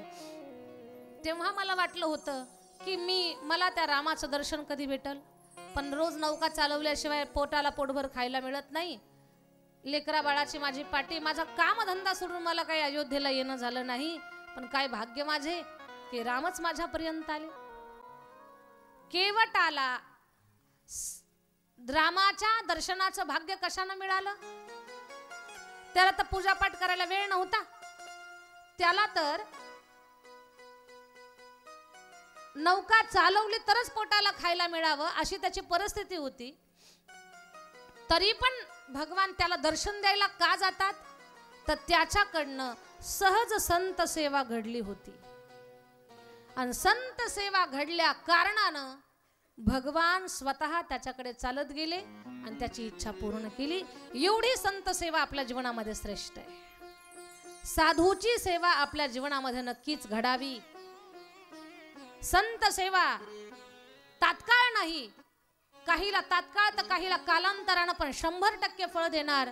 साधू संताची केलेली सेवा कधीच व्यर्थ वाया जात नाही. ती आपल्या जीवनामध्ये चांगलं फळ देतच असते. माझ्या ताईनो, बोलणं कान देऊ नाही, कान हे घरी घेऊन जा. संत सेवा जी कराल तुम्ही ती कधीच व्यर्थ वाया जात नाही. मग संतांना जीव घाला, अन्नदान करा, त्यांचे वस्त्र धुवून काढा किंवा त्यांच्या सेवेमध्ये काय तुम्हाला जमते ती सेवा करा. ती सेवा कधीच वाया जाणार नाही. किंवा कधी संताच्या दर्शनाला जा, संताच्या भेटीला जा, तुम्हाला नक्कीच आशीर्वाद मिळतील. तुमच्याकडनं दानपुण्य घडावं म्हणून तर हा सप्ताह आहे. या माध्यमातून वारकऱ्यांची, साधू संतांची सेवा घडावी. तुम्हाला अन्नदानही करावं आणि अन्नदान घ्यावंही. म्हणून अन्नदान असेल, धनदान असेल, प्रत्येकानं हा सप्ताह म्हणजे साधू संतांची सेवा आहे. या सेवेमध्ये प्रत्येकानं काही ना काही आपली सेवा रुजू करायची. आणि तुम्हाला काल परवा सांगितलं की धान्याच्या राशी तुम्ही घाला संस्थेसाठी. त्या माध्यमातून सुद्धा तुम्हा लोहगावकरांना चांगल्या पद्धतीची अन्नदानाची सेवा घडते. का? जिथे आम्ही राहतो तिथे रोज 1000 लोकांचं अन्नदान असतं. अन्नछत्र 1000 लोकांचं अन्न तयार होतं. त्या सेवेमध्ये मग तिथे येणारे वारकरी असतील, साधू संत असतील. परमार्थात माझी 11वी पिढी आहे. याच्या अगोदर 10 संन्याशी लोक आमच्या परिवारात होऊन गेलेले. 10, 1 नाही, 2 नाही. आणि प्रत्येक पिढीला 1 संन्याशी अशी माझी परंपरा आहे. तर त्या पवित्र भूमीवरती तुम्हाला अन्नदान करण्याची संधी मिळते तुमच्या गावकऱ्यांच्या माध्यमातून. म्हणून प्रत्येकानं आपल्या घरचा शिधा काय असेल, धान्य राशी, तुमची जी इच्छा असेल ते अन्नदान तुम्ही करू शकता. की जेणेकरून तुमच्याकडून जे धान्य जमा झालेलं आहे त्याचा नैवेद्य आमच्या कल्याण स्वामी महाराजांना अगोदर जाईल आणि मग उरलेला प्रसाद सगळ्या विद्यार्थ्यांना. महाराजांच्या सेवेमध्ये तुमचं अन्नदान होईल. आणि महाराजांची, कल्याण स्वामी महाराज जे आहेत आमचे मूळ पुरुष, त्यांची ज्ञानेश्वर माऊलींच्या सारखी संजीवन समाधी आहे. ती परंपरा आमच्यापर्यंत आलेली. खूप मोठा महाराजांचा आशीर्वाद घेऊन आम्ही महाराष्ट्रभर प्रवास करतो. तसं पाहता आमचं स्वतःचं काहीच नाहीये. जे काही आहे तो ज्यांची आम्ही सेवा करतो त्यांचा आशीर्वाद आहे आम्हाला. तर त्या नौका चालवणाऱ्या नावाड्याच्या जीवनामध्ये एवढं मोठं भाग्य प्राप्त झालं कशानं? फक्त संतांची सेवा केली होती ज्यानं. नदीच्या पलीकडच्या काठावरनं अलीकडच्या काठावर सोडले, अलीकडच्या काठावरनं पुन्हा पलीकडच्या काठावर, एवढी सेवा केली तर त्याचं एवढं मोठं फळ त्याला मिळालं. भगवान चालत त्याच्या गंगेच्या तटावर गेले. तो म्हटला, देवा भाग्य आहे माझं की मला तुमची चरण सेवा करायला मिळते. तो केवट देवाला वारंवार वारंवार नमस्कार करतो आणि देवाला एक इच्छा व्यक्त करतो, भगवान मी तुम्हाला नदीच्या पलीकडे सोडतो पण माझी एक अट आहे. म्हणे काय? मला तुमचे पाऊल धुवायचे. भगवान बोलले, धुवून काढ, काही हरकत नाही. देवाला वाटलं जाईल ओंजळीत पाणी आणलं आणि माझ्या पायावर टाकल, पण ते नदीकडे गेलंच नाही, घराकडे पळालं. लक्ष्मणजी ओरडायला लागले, दादा ते तिकडे का निघालं? भगवान बोलले, केवट कहां जा रहे हो? भगवान ज्यादा नहीं लेकिन थोड़ा बहुत जानता हूं. क्या? पूजा पाठ के विधि में अगर आप विवाहित हो तो अपनी धर्म पत्नी अपने साथ चाहिए. पूजा पाठाच्या कामामध्ये आपली धर्मपत्नी आपल्या सोबत असावी हे शास्त्र आहे, पण तिला बोलवायला निघालो. लक्ष्मणजी म्हणतात, भगवान अबे घर जाएगा, उसकी पत्नी, उसकी माँ, उसके बच्चे, पूरी रेल के डिब्बा ही आएगा, यहाँ पर पूरी रेलगाड़ी आएगी. भगवान म्हणतात, लक्ष्मण आता असू दे, रेल्वे येऊ दे, नाही तर 10 रेल्वे येऊ दे, आता थांबावं तर लागेल आपल्याला, नाही तर रेल्वेचे डबे येऊ दे. ते घरी गेलं, बायकोला म्हणतात, चल आपल्या दारात देव आलाय, देवाचे पाय धुवून काढायचे. रडायला लागली बिचारी. भगवान स्वामी देवाचे पाय धुण्यासाठी आपल्याकडे पात्र सुद्धा नाही. तो म्हणतो, अगं ती काठवट नाही का, ती लाकडाची काठवट घेऊन त्याच्यात पाय धुवून काढू. लाकडाच्या काठवटीमध्ये देवाचे पाय धुवायचे ठरले. लाकडाच्या काठवटीमध्ये देवाचा एक पाय ठेवला, एक पाय उंच केला, एक पाय जमिनीवर, एक पाय उंच काठवटीमध्ये धुवायला चालू झाला. आणि तो केवट पाणी टाकतो, त्याची बायको पाय धुते, लेकरं बाळ सुद्धा पाय धुताय, सगळे पाय धुताय. देवाला एकाच पायावर उभं केलं त्यानं. आणि एका पायावर देवाला उभं केल्यानंतर भगवान थोडेसे डोलायला लागले. लक्ष्मणजी ओरडतात, ए केवट देवाला एका पायावर उभं करतो, काही वाटत नाही तुला?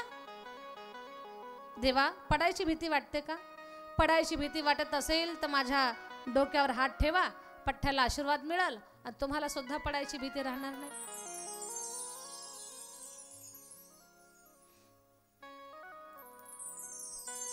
भगवान थोडासा पाय उंच केला तर पडायची भीती वाटते. बळीला पाताळात घालताना किती पाय उंच केला, तेव्हा नाही का भीती वाटली तुम्हाला? भगवान म्हणतात केवट असू दे, आता मी काही तुला काही बोलत नाही. देवाचे पाय धुवून झाले आणि नौकेपर्यंत ते पालथं झोपलंय. तुम्ही नाही का पहिल्या दिवशी साड्यांच्या पायघड्या केल्या होत्या? साधू संत आल्यानंतर असाच सन्मान करावा प्रत्येक वारकऱ्याचा. यानं देवाला नौकेत बसवत असताना नौकेपर्यंत पालथा झोपला, देहाचीच पायघडी केली. देवा, याची पाठ तुडून माझ्या पाठीवर चालत आतमध्ये जा, तुमच्या पायाला धूळ लागू नये. भगवान त्याची पाठ तुडवून आतमध्ये बसले, राम लक्ष्मण जानकी, आणि मग तो नौकेमध्ये बसला. पाहता पाहता सुंदर नौका चालू झाली. पण नौकेमध्ये बसल्यानंतर रामाचं भजन गात आपण रामाला पुढे घेऊन जावं म्हणून रामाचं भजन गायला लागला. नकोस गंगे ऊर भरूगा, नकोस नवके परत फिरू, श्रीरामाचे नाम गातया श्रीरामाला पार करू,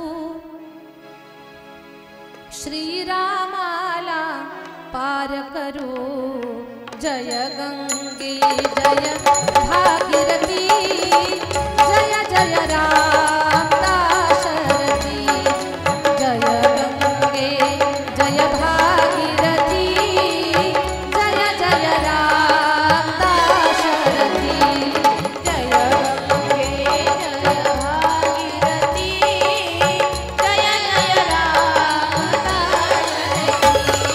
जय गंगे जय भागीरथी, जय जय राम दाशरथी. ही दैवाची उलटी रे माथ्यावरचा धडमुमे, ही दैवाची उलटी रे माथ्यावरचा धडमुमे. भाग्य आपुरे आपुल्या हाती, आपुल्यापासून दूर करू, आपुल्यापासून दूर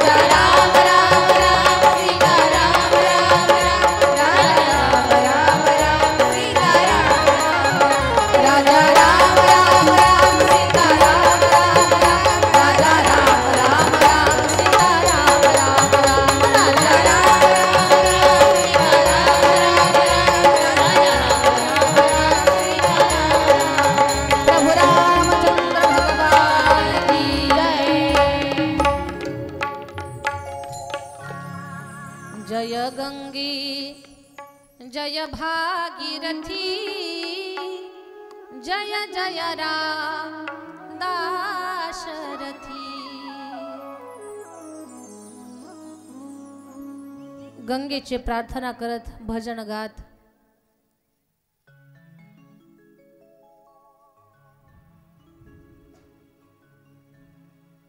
केवट राम भगवंताला पलीकडे घेऊन जातोय।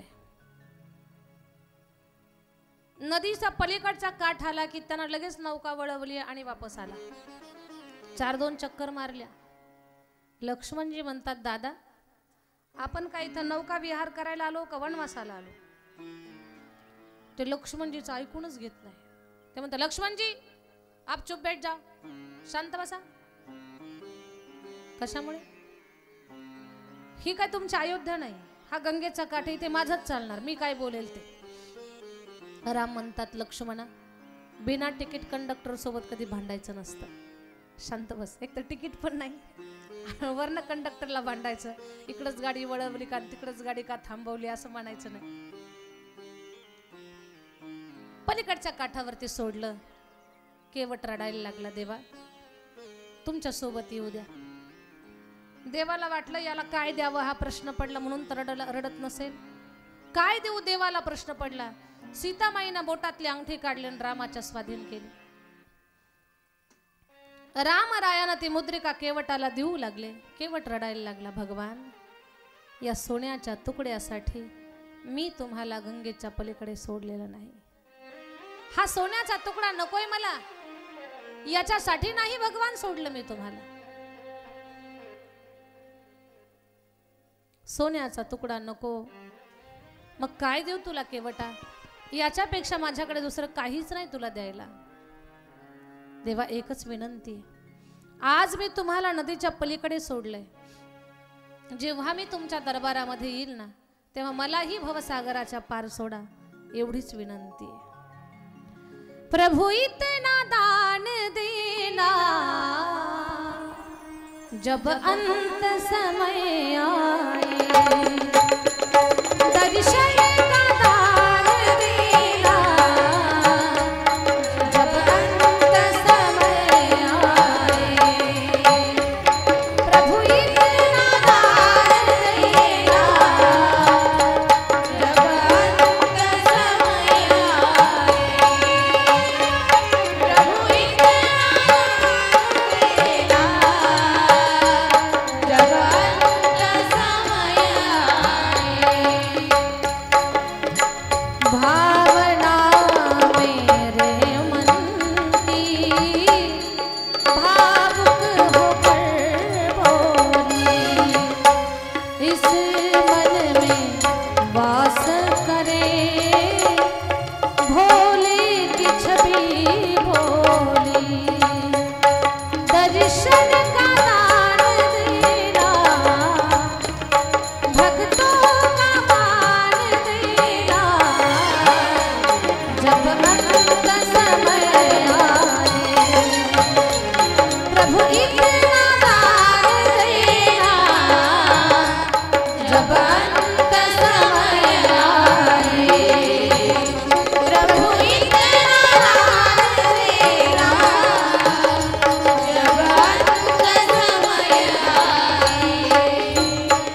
जब अंत समय आए। देवा इतना तो करना स्वामी, जब प्राण तन से निकले, गोविंद नाम लेकर तब प्राण तन से निकले। एक भक्त की है अर्जी, खुद गर्ज की है गर्जी, आगे तुम्हारी मर्जी तब प्राण तन से निकले। देवा अंतकाळी जेव्हा मी तुमच्या दरबारामध्ये येईल ना त्यावेळेला मला भवनदीच्या पार घेऊन जा भगवान, एवढीच विनंती। पण देवा 4-2 दिवस तुमच्या सोबत राहण्याची माझी इच्छा आहे। भारद्वाज ऋषीच्या आश्रमापर्यंत गेले। ऋषींनी सांगितलं, रामा चित्रकूट पर्वतावरती थांबा। आणि तिथून राम सांगतात, केवट आता तू वापस जा, तुझी लेकरा बाळांची पाठी, तू असं आमच्या पाठीमागे वनवासासारखं फिरणं योग्य नाही, जा. मला वाटतंय की मी आम्हाला सोडलेला रथ अजूनही तिथेच आहे. गुहकजी आपण सुमंतजीला सांगा की अयोध्येला जा म्हणून. राम आज्ञा घेऊन तो केवट वापस आलेला आहे. पाहिलं तर रामाला सोडलेला रथ तसाच होता. रथाला जुंपलेले घोडे. सुमंतजी रथाच्या चाकाला पाठ लावून बसलेले. डोळे तर पाहत होते पण डोळ्यांना काही दिसत नव्हतं, फक्त राम छबी डोळ्यामध्ये होती. रथाला जुंपलेले घोडे सुद्धा रडत होते. त्या घोड्यांनी 4 दिवसापासून अन्न आणि पाणी याचा त्याग केलेला होता. गुहकजी आले, सुमंतजी राम गंगेच्या पलीकडे गेले. रामाची आज्ञा आहे की तुम्ही अयोध्येला जावं आणि अयोध्येला जाऊन अयोध्येला सावरावं. महाराज दशरथ सुद्धा फार दुःखी आहेत. तुम्ही जर असे उदास होऊन बसले तर अयोध्येची सूत्र कशी हलतील? महाराजांना कोण समजावून सांगेल? जा. सुमंतजी म्हणतात, गोहका तू अयोध्या पाहिली नाहीस रे. त्या अयोध्येतला प्रत्येक माणूस राममय झालेला आहे. मी जर गेलो तर प्रत्येक माणूस मला शिव्या शाप देईल. गोहकजी रामाला सोडून तुम्ही का बर वापस आलात? मला विचारतील, मी काय उत्तर देऊ? माई कौशल्याला काय सांगू? राजा दशरथाला काहीतरी सांगेन मी, पण कौशल्या माईला उत्तर देण्याचं धाडस माझ्यामध्ये नाहीये. रडत रडत सुमंतजी रथामध्ये बसले. रथाचे घोडे जड पावलांना अयोध्येमध्ये आले. जेव्हा रथाच्या गडगडण्याचा आवाज आला त्यावेळेला म्हातारी माणसं पळत सुटली आणि रथामध्ये पाहतात राम नाही, लक्ष्मण नाही. रथाच्या चाकावर डोकं आपटायला लागली, गडबड लोळायला लागली. सुमंतजी, आमच्या रामाला कुठे सोडून आलात तुम्ही? राम राम राम म्हणून आक्रोश करतात, खूप रडतात. माई कौशल्या पळत आली आणि कौशल्या माई रथामध्ये पाहते, राम नाही, लक्ष्मण नाही, सीता नाही. माई होती ती स्वतः विसरली की मी महाराणी आहे. रडायला लागली. रथाच्या चाकावर डोकं आपटते. माझा राम मला दाखवा, माझा लक्ष्मण, माझी सीता मला दाखवा. कोणामध्येच हिम्मत नाहीये माई कौशल्याला सावरण्याची, तिचं सांत्वन करण्याची. आई होती ती छाती बडवून रडायला लागली, गडबडा लोळायला लागली. सुमित्रा माता आल्या, कौशल्या माईला दूर घेऊन गेल्या. ताई, स्वतःला सावरा. तुम्ही जर अशा रडल्या तर आम्ही तुमच्यापेक्षा लहान आहोत. खरं तर माझा पण मुलगा वनवासाला गेलाय ना, लक्ष्मण. मी तर लहान आहे तुमच्यापेक्षा. तुम्ही मला समजावून सांगायचं तर तुम्हीच रडता. आवरा स्वतःला.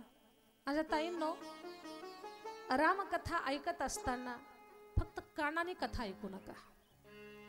ते चित्र तुमच्या डोळ्यासमोर उभं करा.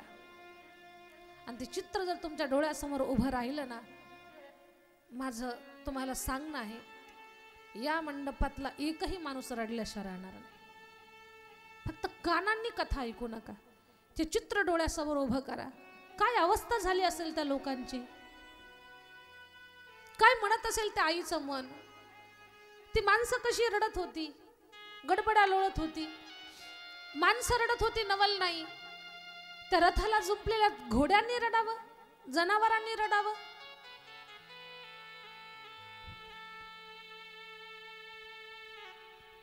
सगळे रडतायत. सुमंतजी मध्ये धाडस नाहीये कुणाला समजावून सांगण्याचं. सुमंतजी राजा दशरथाच्या महलामध्ये आले. अयोध्येचा पराक्रमी प्रतापी राजा, पण लेकरू वनवासाला गेलं त्या दिवसापासून त्यानं अन्न नाही खाल्लं. जसा जमिनीवर पडला होता तसाच पडलेला होता. चित्र डोळ्यासमोर उभं करा. तोंडात एकच शब्द होता, राम राम राम.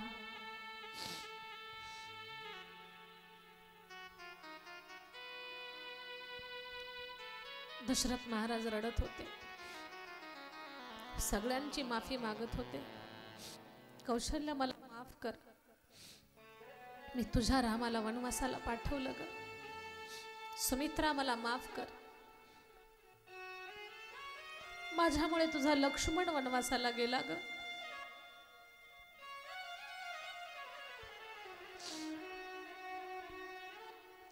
या सगळ्यामध्ये उर्मिलेचा दोष काय? उर्मिलानं कुणाची चूक केली होती? पण तिचा तर पती तिला सोडून वनवासाला निघून गेला. एका कैकेयीच्या हट्टासाठी पूर्ण अयोध्येमध्ये किती उदास वातावरण झाले.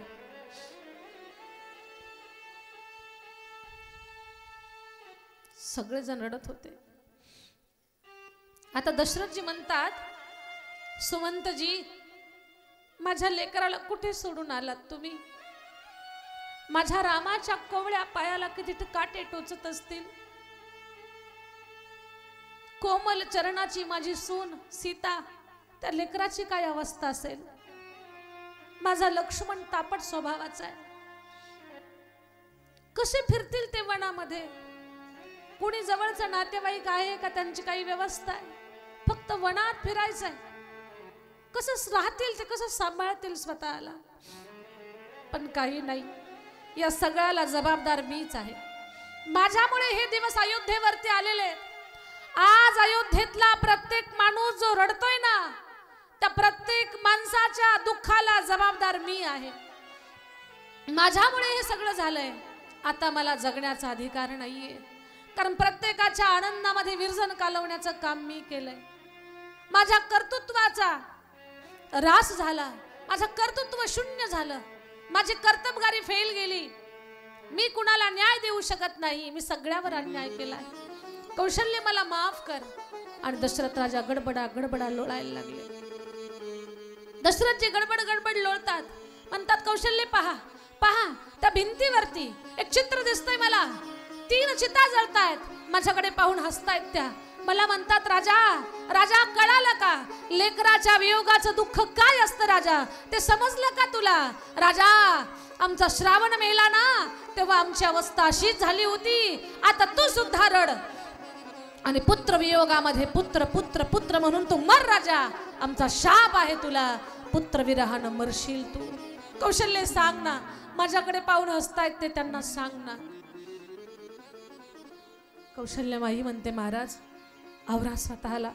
तुम्हीच जर असे गोंधळून गेलात तर आम्ही कुणाकडे पाहायचं? रामही नाही, तुम्हीही नाही. तुम्ही जर अशी अवस्था करून घेतली स्वतःची, तर अयोध्येतल्या लोकांनी कुणाकडे पाहायचं? पण आता राजा दशरथाला सहन होत नाही. प्रचंड चमकांगामध्ये निर्माण झाल्या, प्रचंड कळा निर्माण झाल्या. राम राम राम राम राम म्हणून राजा दशरथानं प्राण त्यागला. राम. राजा दशरथाचा अंत झाला. कौशल्या सुमित्रा हंबरडा फोडून रडायला लागल्या. महाराज, हे काय केलं तुम्ही? अकाली आम्हाला सोडून गेलात. एकट्या राजा दशरथाच्या मरणानं 700 राण्यांवर वैधव्याची कुऱ्हाड कोसळली. राण्या हंबरडा फोडून रडायला लागल्या. अयोध्येतला समाज आकांत करायला लागला. हे काय केलं महाराज तुम्ही? आत्ताच तुमची जायची वेळ नव्हती, आत्ता नव्हतं जायला पाहिजे महाराज. आम्ही कुणाकडे पाहून जगायचं? सगळे रडतायत. साधूच्या झुंडीच्या झुंडी रडत रडत रडत राजा दशरथाच्या भवनाकडे निघाल्या. महाराज, बहुत जल्दी चले गए आप, बहुत जल्दी चले गए. तुमची गरज होती अजून, लवकर गेलात तुम्ही. माफ करा. सगळ्यांची माफी मागून राजा दशरथानं शेवटचा निरोप घेतला. दाटला चहूकडे दाटला चहूकडे अंधार.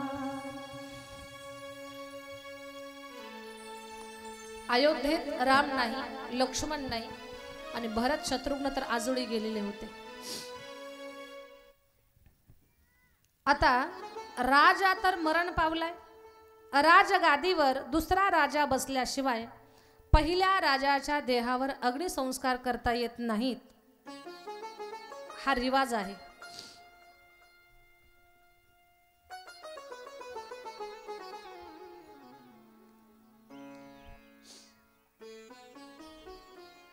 म्हणे भरत शत्रुघ्नाला बोलावून आणा. भरत शत्रुघ्नालाही तिकडे अपशकुन होत आहेत आणि भरत शत्रुघ्नजी आपल्या अयोध्येतून निरोप आलाय, न सांगता कुठली कल्पना न देता तुम्हाला तातडीनं बोलावलंय. निघाले तातडीनं, आले. अयोध्येतलं सगळं खिन्न वातावरण पाहिलं. कोणीच काही सांगायला तयार नव्हतं. आपल्या आईकडे आले. तिथं असं वाटलं त्यांना की आईची वडिलांची दादाची भेट आईच्या महलात होईल, कारण सगळे कैकेयीवरती प्रेम करत होते. तर कैकेयी आरतीचं ताट घेऊन समोर आली. भरताला तिलक करते. लेकरा, बरं झालं लवकर आलास वेळेमध्ये. तुला माहिती नाही अयोध्येत किती मोठं राजकारण चाललंय. भरतजी म्हणतात आई सगळं नंतर सांग, अगोदर दादा आणि बाबा कुठे ते सांग. भरता, तुझे बाबा आता या जगात राहिले नाही का? तुझ्या पाठीमागे अयोध्येची राजगादी रामाला द्यायची ठरवली होती त्यांनी. मी म्हटले रामाला वनवासाला पाठवा, माझ्या भरताला अयोध्येची राजगादी द्या. तुझा दादा वनवासाला गेला, तुझ्या पितेला विरह सहन नाही झाला आणि त्यांनी त्यांचा प्राण सोडला. बेटा आता गादीवर बस, कारण जनतेला राजाची गरज आहे. मला तुला गादीवर बसलेलं पाहायचंय. एकदा तू गादीवर बसलेला पाहिला की कायमचे माझे डोळे मिटले तरी चालेल, तुझ्या वडिलांच्या मागे मी पण जाते. हे ऐकून भरतजीला अतिशय दुःख झालं. आई, तुला आई म्हणायची लाज वाटते ग मला? असं वाटतंय धारदार शस्त्राने तुझं मस्तक छाटावं मा, पण माझा दादा मला माफ करणार नाही ग, म्हणून मी तुला काही करत नाही. आई, आई माझी आता या अयोध्येत एक क्षणही थांबण्याची इच्छा नाहीये, पण जातो कौशल्या माईच आणि अयोध्येतल्या लोकांची माफी मागतो मी. कौशल्येकडे आले भरतजी. आई मला माफ कर माई, 28 प्रकारचे नरक मी भोगेन जर मला गादीन दादाला वनवास या गोष्टीत जर मी सहभागी असेल तर. आई माझी तिळ मात्र ही इच्छा नाहीये की मी अयोध्येच्या राजगादीवर बसावं, पण मला माफ कर. दादाला वनवास भेटला तो या भरतामुळेच, आई मला माफ कर. भरतजी काकुलतीला येऊन बोलत होते. कौशल्या माई दगडाच्या मूर्तीसारखी झालेली. त्या माईनं भरताला जवळ घेतलं, हृदयाला कवटाळलं, हंबरडा फोडून रडायला लागली. भरता, लेकरा मला तुला दोष द्यायचा नाही रे, पण माझं लेकरू वनवासाला गेलं, त्या दुःखामध्ये मी शांत झाले. आता गादीवर बस भरता, कारण अयोध्येच्या राज्य वैभवाला राजाची गरज आहे. महाराज तर आता या जगात राहिलेले नाहीयेत. आमच्या सगळ्या जीवनाचा आशा संपलेली आहे. भरतजी म्हणतात आई, माझ्यासाठी अगोदर गादी मागितली होती, नंतर दादाला वनवास. पण अगोदर दादाला वनवासाला पाठवलं, नंतर मला गादीवर बसवण्याचा विचार करताय. मी गादीवर बसणार नाही, मला दादाच्या भेटीला जायचंय. भरताला सगळेजण म्हणतात नको भरता, राजगादीवर बस, पण भरत कोणाचं ऐकत नाही. अगोदर मला दादाला भेटायचंय. भरतलाल निघाले. काय भाऊ आहे, विचार करा. किती भावाचं मोठं अंतकरण म्हणावं लागेल, किती प्रेम म्हणावं लागेल एका भावाचं दुसऱ्या भावावर. मिळालेली गादी कुणी सोडील का? पण तो भाऊ म्हणतोय मला गादीवर बसायचं नाही, मला माझा भाऊ प्रिय आहे. आता भावाला धन प्रिय आहे, भाऊ प्रिय नाही. कलियुगात काय चाललंय आता? धनासाठी, संपत्तीसाठी, जमिनीसाठी एकमेकाच्या डोक्यात कुऱ्हाडी घालणारे भाऊ आज जगामध्ये पाहायला मिळतात. सख्खे भाऊ पक्के वैरी ही म्हण कशामुळे आली जगामध्ये प्रचलित झाली? तर तशा घटना घडलेल्या जगामध्ये. पण हा भाऊ आलेली गादी चालून लाथानं उडवली आहे. मला नाही थांबायचं या गादीवर, मी दास आहे दादाचा, मला राम दादाला भेटायचंय. राम भगवंतानं केसांना जेव्हा वडाच्या झाडाचा चीक लावला आणि झाडाची साल अंगावर चढवली, तेव्हा माई कौशल्येला किती दुःख झालं असेल विचार करा. ज्या लेकराच्या अंगावर राजवस्त्र चढणार आहेत, ते लेकरू जर झाडाची साल अंगावर घालत असेल तर त्या आईच्या काळजाला किती वेदना झाल्या असतील. त्याच वेदना कैकेयीला झाल्या पाहिजेत. म्हणून भरताना सुद्धा अंगावर झाडाची साल चढवली आणि डोक्याला वडाच्या झाडाचा चीक लावून केसांच्या जटा बनवल्या. मा, दुसऱ्याचं दुःख तुला असं नाही कळणार, मला त्रास करून घेतो म्हणजे तुला कळेल की कौशल्यामाईला काय वेदना झाल्या म्हणून. आणि भरतजी निघाले.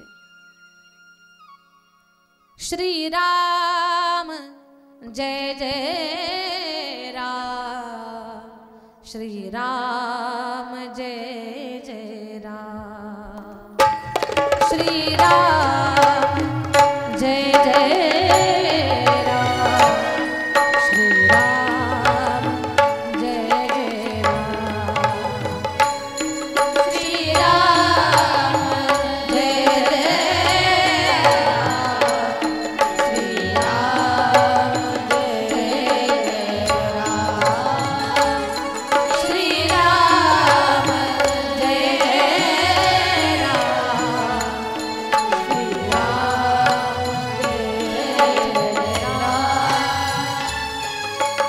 राजा